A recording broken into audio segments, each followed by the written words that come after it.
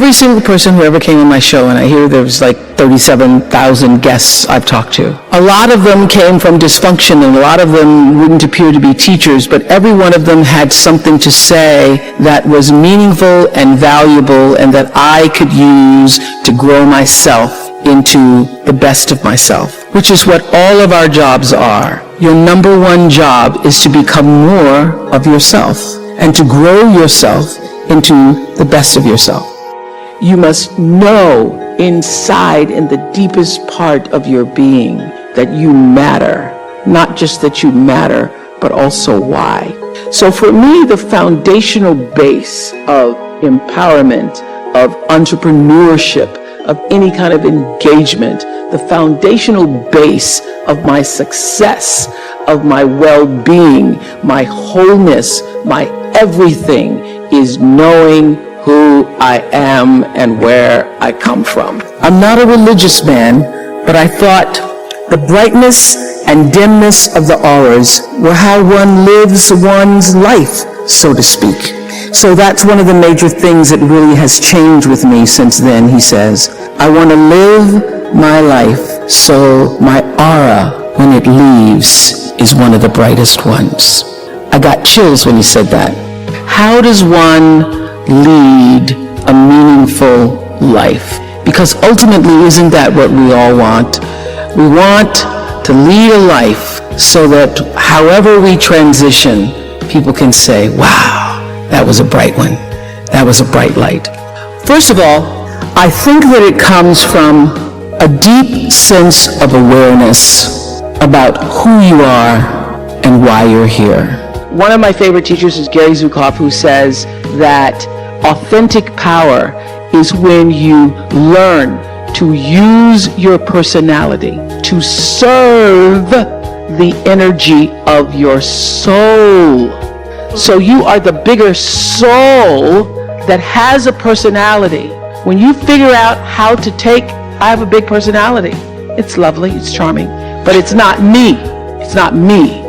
I'm here to do my soul's work, and I use my personality to serve the soul's work. And everybody has a different talent, and the reason we're all so messed up is because you're looking at everybody else's talent and wishing you had some of their talent. All the energy that you spend thinking about, wishing about, being jealous of, envious of anybody else is energy that you're not only putting out is going to come back to you negatively, but you're taking that away from you.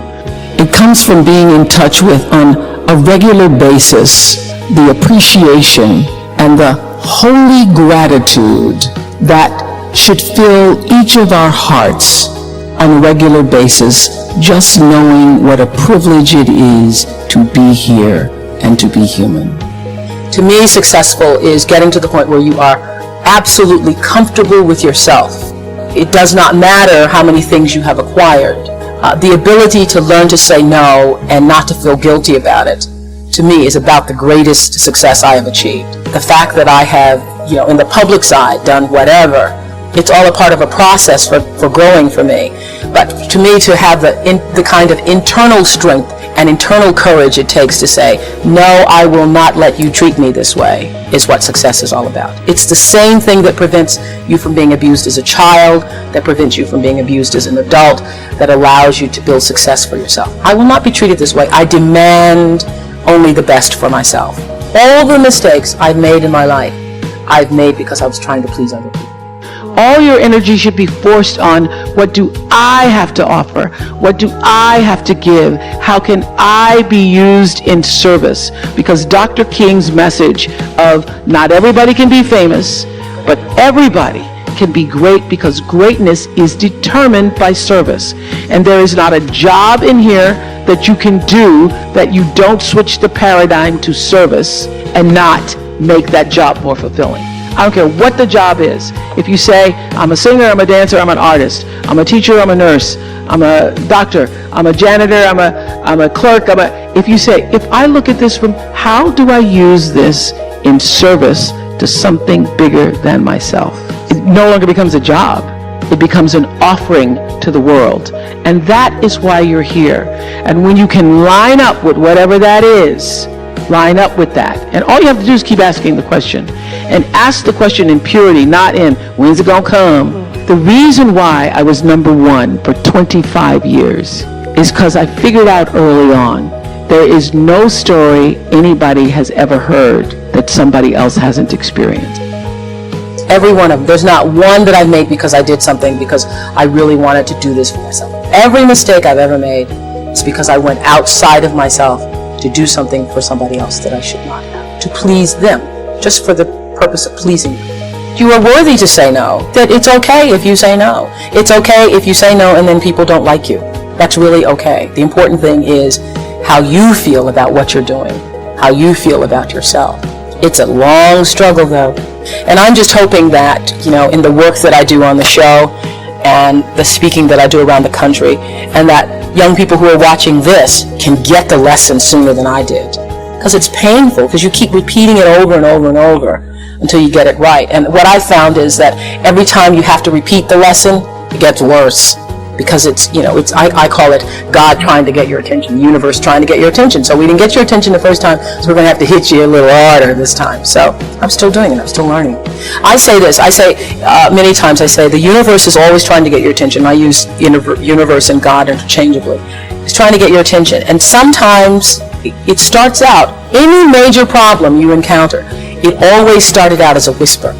By the time it gets to be a storm, you've had a pebble knock you upside the head, you had a brick wall, you had the house to fall down, and before you know it, you're in the eye of the storm. But long before you're in the eye of the storm, you've had many warnings, like little clues. So now my goal in life is to not to have to hit the eye of the storm, is to catch it in a whisper, to get it the first time. And getting it comes from understanding I think the one thing that has allowed me to certainly achieve both material success and spiritual success is the ability to listen to my instinct. I call it my inner voice. It doesn't matter what you call it, nature, instinct, higher power. But the ability to understand the difference between what your heart is saying and what your head is saying. I now always go with the heart.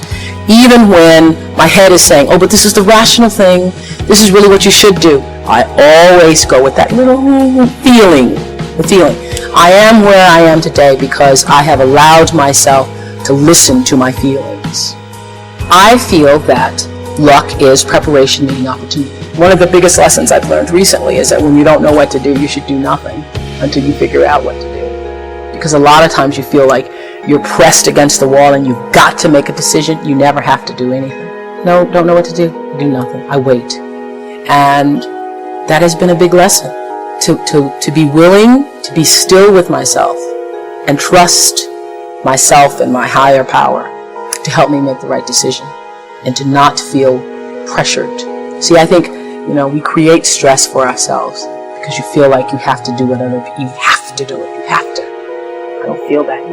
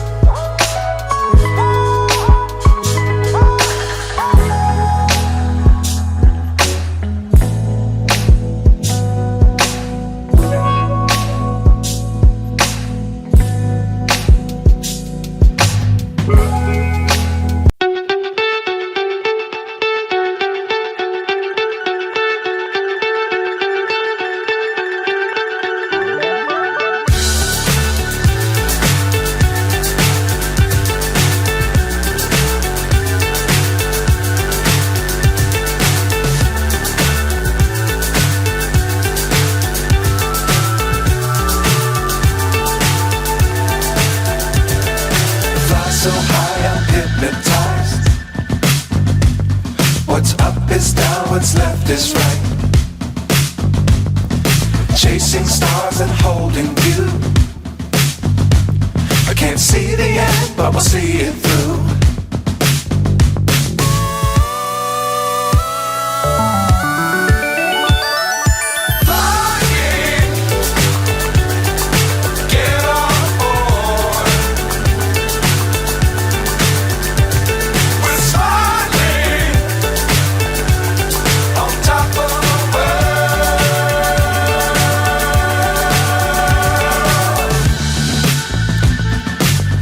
Times don't fly too high. Be sure to keep the ground in sight. Fly forever if you keep it tight. Love the world but keep the sky on your mind.